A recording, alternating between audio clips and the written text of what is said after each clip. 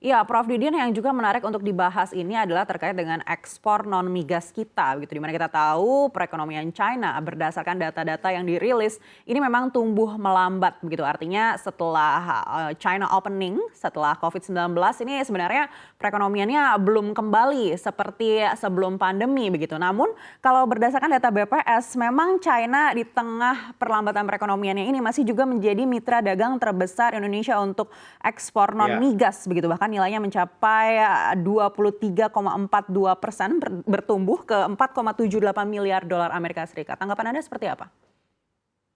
iya, memang udah lama ya Cina menjadi mitra dagang utama dalam ekspor kita. Karena memang Cina ini kan walaupun ada perlambatan karena COVID, dia terus melakukan pembangunan di segala bidang. Mereka mengejar untuk mentrespas ya, melewati Amerika ya sebagai kekuatan ekonomi dunia. Mereka berikhtiar itu. Sehingga apakah itu di zona eh, ekonomi bebasnya itu kan menjadi engine of growth mereka itu terus mereka patuh. Itu juga di bidang industri apa namanya agro ya, yang jarang diungkapkan padahal mereka memacu terus agroindustrialisasi, belum di bidang infrastruktur, konstruksi dan lain sebagainya. Memang mereka ada masalah, yaitu setelah mereka pelaku ekonominya ditunjang terutama oleh BUMN, mereka yang berhasil menjadi efisien, lalu kan para CEO-nya itu kan mereka diganti ya, ada pergantian CEO yang dari waktu ke waktu. Nah, para CEO yang super kaya ini kemudian banyak menanam di bidang properti. Jadi China ini harus hati-hati kita ikuti karena kemarin ini kan apa namanya industri properti mereka itu kan ada masalah.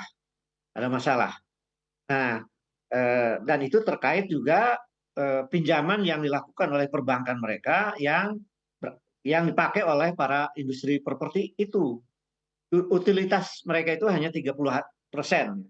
Ini yang harus hati-hati oleh dunia, khususnya Indonesia, karena apa namanya bisa mempengaruhi apa namanya Cina secara keseluruhan kalau terjadi crash. Baik, Nah, baik. jadi Prof. Didin, itu yang Prof. harus Didin, ini juga hati-hati. menarik untuk dibahas. Nih kita baru saja mendapatkan update dari BPS terkait dengan perkembangan impor di bulan Mei 2023 yang ternyata juga masih terapresiasi bahkan sampai 38,65% secara month to month, begitu. Secara year on year 14,35%. Anda lihat apakah ini ya berarti juga sudah semakin optimistis pengusaha untuk kembali berproduksi di dalam negeri, karena seperti yang kita tahu ini impor juga kebanyakan adalah bahan-bahan baku, begitu, yang artinya juga industri kita mungkin sudah Iya, semakin bergerak.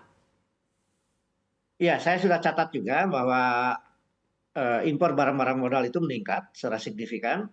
Ini tandanya bahwa memang para eh, produsen, para industriawan di dalam negeri sedang memacu apa namanya kapasitas mereka untuk meningkatkan produksi mereka. Jadi ini tanda bahwa apa namanya dari sisi produsen mereka itu lagi mengalami apa persepsi yang positif ya. Jadi itu tentu saja harus diberikan fasilitasi oleh pemerintah agar apa namanya kebangkitan industri dan apa namanya pelaku ekonomi dalam negeri yang apa pasca pandemi ini momentumnya jangan sampai hilang gitu. Nah ini eh, Baik. tadi secara keseluruhan ada kenaikan ekspor, tapi juga ada kebangkitan perekonomian yang lagi meningkatkan kapasitas. Saya kira ini tanda positif ya yang harus kita sambut dan Baik. didorong ya agar ini menjadi Baik, yang harus kita terpenting apresiasi harus neraca punya dagang dampak. kita di bulan Mei 2023 ini. Sekali lagi terima kasih kepada Prof. Didian S. Damanhuri telah bersama kami dalam Breaking News CNBC Indonesia kali ini.